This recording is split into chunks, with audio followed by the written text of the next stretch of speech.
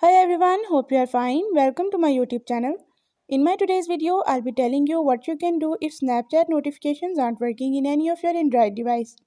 So if notifications aren't working, you can fix this problem by following the steps which I'll be sharing with you in my today's video. But before that, hit the red subscribe button and the bell icon to stay updated. Now watch this video and you will learn what you can do if Snapchat notifications aren't working.